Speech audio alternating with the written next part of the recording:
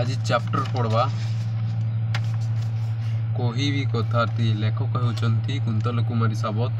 उत्कल भारती कहले भी बुझेसन कुंतल कुमारी सावत। चलो बुक स्टार्ट करवा पढ़वा। आज बाप तोते कहिबी कथाटी शुणिबु तु देई मन। काहाकु मोर तु काहाकु लमणि जानिछु तो गंटी धन।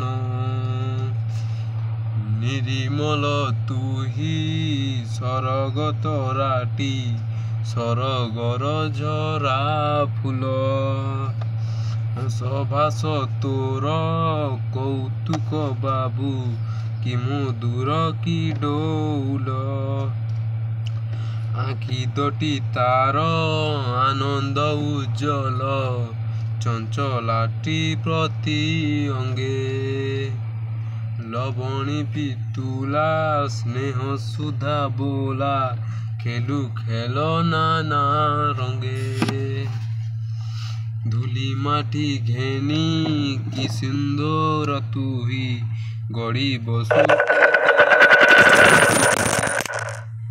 पशु पक्षी जीव देवता देउल संगी हर्षे माती।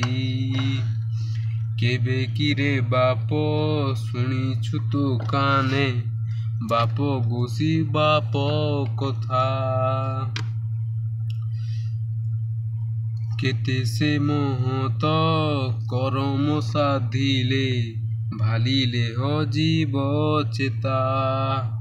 बाप दादी चेर थिले अति बड़ रखी जाइछंती नाम। मंदिर तोलाई पोखर खेलाई गड़ी नान तीर्थ धाम। कोणार्क मथारे जगन्नाथपुरे उड़े तांकरी छती। लखे देउल रे संज आलती रे जले तो तांकरी बड़ी।